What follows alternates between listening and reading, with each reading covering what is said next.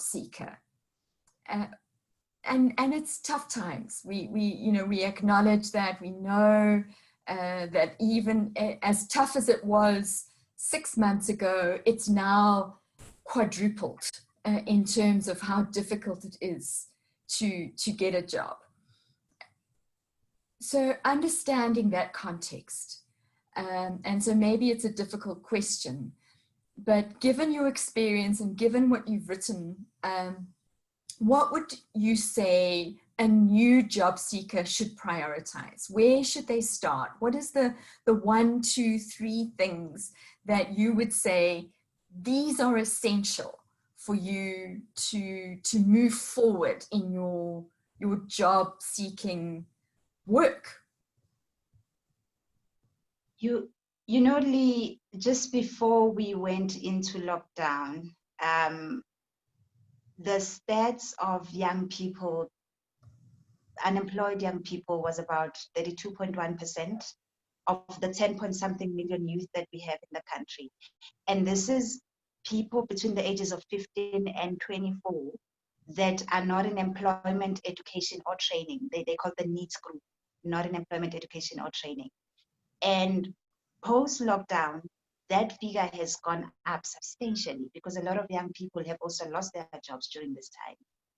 Now, one of the things, maybe not even one, maybe a few things that young people, young job seekers would need to focus on at this stage is it's recognizing that the job market as we knew it has changed. You know, what the job market was in February this year, that's gone. You know, there's very little pieces of that that's still around. The job market has evolved, and it's saying to the young people, it's important for you to note that whilst in the past we talked about writing CVs. I mean, it's even there in the book and the entire format of writing a CV. It's now no longer about the CVs. It's probably now time to go back and deconstruct your CV in a way that you sort of dissect it, for lack of a better word, where you sit and think it's no longer about a job, it's now about opportunities. So the market now is more towards saying, what opportunities can I get out of this? It's looking at saying, what skills do I have? How do I package my skills? Instead of me saying, I'm a trainer, it's saying, what skills do I have that make me a trainer, and packaging those skills separately so that if somebody needs something, I'm able to jump at that opportunity and not just wait for a job as a trainer. But if somebody needs, for example, somebody to manage a training project, I should be able to say, you know, that's an opportunity. I can do that because I have that skill. So it's going back and saying, what skills have you acquired over the years? How do you package those skills so that you're able to do them? I mean, you get a lot of young people now that recognize that the job market or the job economy has moved towards the gig economy.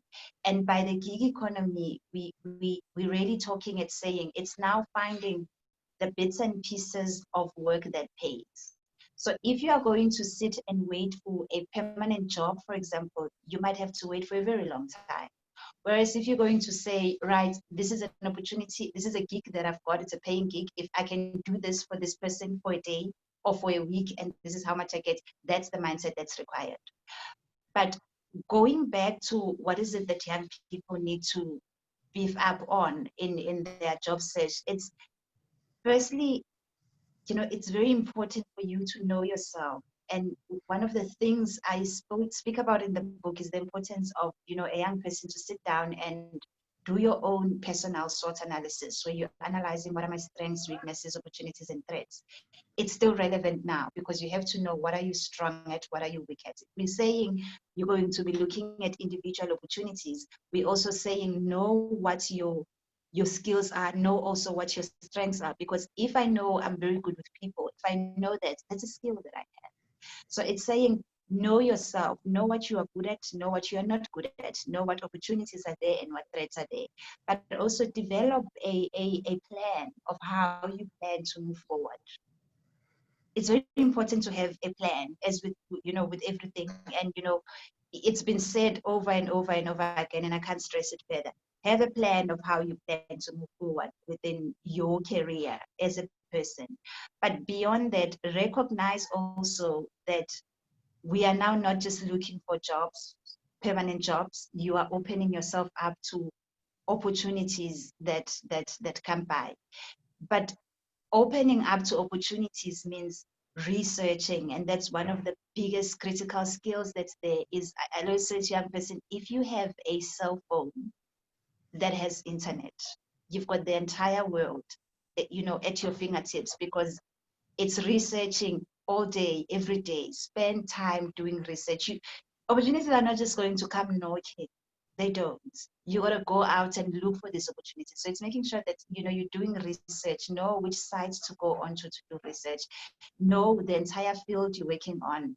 Know, like if my field, for example, is in the training, I should be able to know everything that happens within my field without having somebody else tell me about what's happening. But that only happens if I'm able to be active in research. So if you're saying you're looking for a job, you should dedicate time every day, all day, to making sure that there's something you're doing towards finding whatever opportunities are within your space. And so those are the 4 things that I personally think are important in young people going out to look for jobs. I think that is so valuable. I think it's so important to understand that, and I think it's holding this thing in balance, isn't it? That I've got a plan. So COVID isn't going to last forever. We don't know what's going to happen to the economy in 2-3 years' time. And so you want to have a vision of where you want to go, of a plan that says, this is my dream, this is what I'm hoping for in my career in 5, 10, 15 years' time. But in the meantime, I'm going to prepare myself by chunking down my CV. And I love this idea of you're looking for opportunity. So there's a day or a week or a couple of months where maybe I can do project management or even event, looking at, you know, something to do with, I think, you know, use the research. I mean, if people are researching, that is then becoming a skill. so you can actually become a researcher. So there's all kinds of things that you kind of got to think out the box too, isn't it? Is that your skills, you have to see them in different contexts. Absolutely, definitely. You know, I